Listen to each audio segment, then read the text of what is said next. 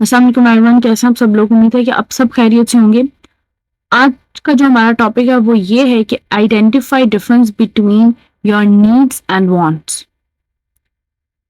अपनी ज़रूरतों और ख्वाहिशात के दरमियान फ़र्क महसूस करो।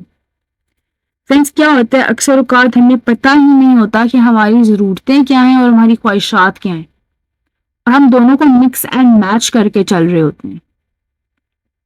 कुछ चीज़ें हमारे लिए बहुत बहुत इंपॉर्टेंट होती हैं, जो हमें चाहिए होती हैं, हमने करनी होती है, और हमें पता ही नहीं होता कि वो ज़रूरत है, और हम उसको ख्वाहिशात की लिस्ट में धकेल देते हैं और उसको साइड पे कर देते हैं, जबकि वो ज़रूरत की चीज़ होती है। और समटाइम ऐसा होता है कि जो हमारी ख्वाहिशात होती हैं और हमें आइडिया नहीं होता, या हम डिफरेंस नहीं कर पाते हैं कि वो हमारी ख्वाहिश है या हमारी ज़रूरत है, हम उसे पूरा करने में लग जाते हैं। इंतहाई इंपॉर्टेंट चीज़ ये है कि आपको पता हो कि आपकी ज़रूरतें क्या हैं, कब किस चीज की कौन सी जगह पे आपको जरूरत है, और कब आपने किस चीज को पूरा करना है जरूरत के तहत पे। इसी तरीके से आपको अपनी ख्वाहिशों का पता होना चाहिए कि मेरी फला फला ख्वाहिशात हैं, उसकी विश लिस्ट आप बना लें कि ये मेरी विशेज है, मैंने इनको कंप्लीट करना है। आपके पास एक विश लिस्ट बन जाएगी तो आपको आइडिया होना शुरू हो जाएगा कि ये मेरी विश है, इसको मैंने कंप्लीट करना है, ये मेरी ख्वाहिशात हैं।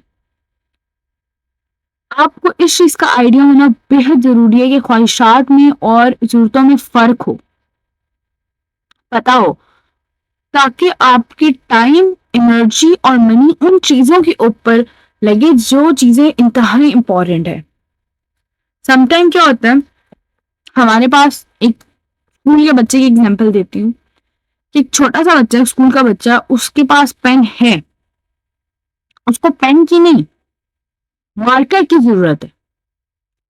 अब वो शॉप पर जाता है और वहां पर उसने जेल पेन देख लिया, और वहां पे वो सोचेगा मार्कर मैं बाद में ले लूंगा, अभी मैं जेल पेन ले लेता हूँ, जेल पेन मेरी जरूरत है। जबकि अगर वो मार्कर लेता है तो वहां से उसका काम हो सकता है। जेल पेन तो जस्ट एक उसने अपनी सेटिस्फेक्शन के लिए लेना है कि मेरे पास एक नई चीज है तो मैंने ली है, वो उसकी ख्वाहिश में आती है, उसकी जरूरत में नहीं आती है। उसकी जरूरत में क्या चीज थी? मार्कर, जिसको उसने छोड़ दिया और उसने जेल पेन को उसके ऊपर फोकियत दे दी। ये चीज आपको पता होनी चाहिए कि जब आपने कुछ लेने दुकान में जाना है तो आपको पता हो कि आपने दूध की जगह दही और दही की जगह दूध नहीं खरीदना। अगर आप दूध खरीदना है तो आपने दूध ही खरीदना है। ये आपको आइडिया होना चाहिए कि आपने कब, कहाँ, किस तरीके से चीजों को डील करना है। इससे क्या होगा कि आपकी लाइफ की जो छोटी छोटी कॉम्प्लिकेशन होती है ना, जो आपकी लाइफ में छोटी छोटी मुसीबतें आ जाती हैं, प्रॉब्लम्स आ जाती हैं, परेशानियां आ जाती हैं, वो नहीं आने वाली। आपको पता होगा कि मेरी ये ज़रूरत है, इसको मैंने पूरा करना है।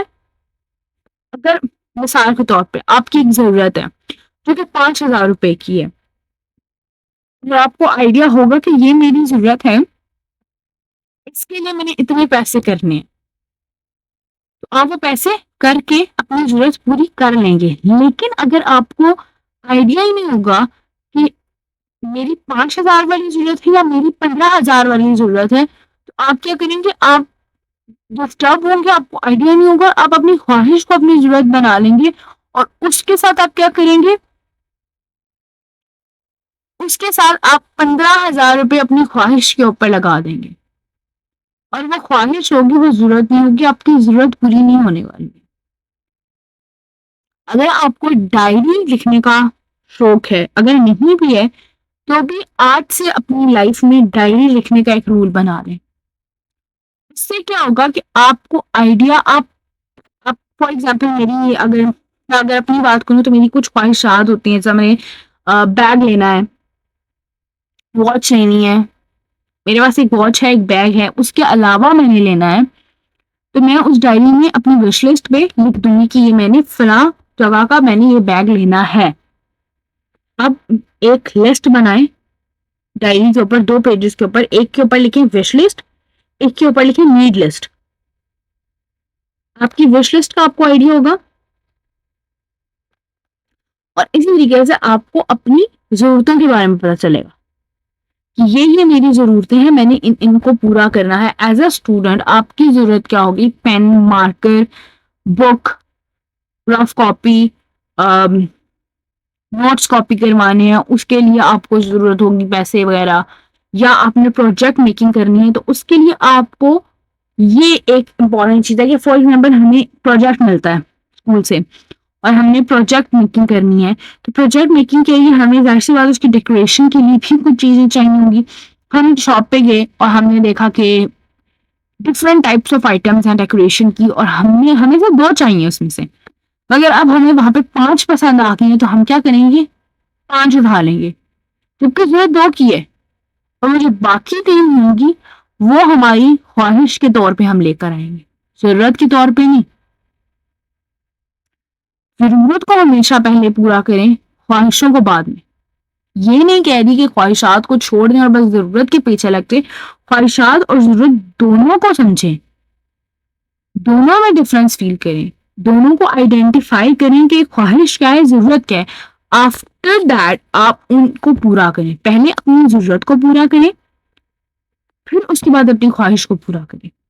इससे क्या होगा कि आपकी लाइफ में ना तो कोई कॉम्प्लिकेशंस आएँगी, ना कोई प्रॉब्लम आएगी, ना आपको किसी परेशानी का सामना करना पड़ेगा। आप ईज़िली अपनी लाइफ को एक स्मूथ पाथ के ऊपर चलाना शुरू कर देंगे। क्योंकि आप ज़रूरतों को समझेंगे और ख्वाहिशात को समझेंगे।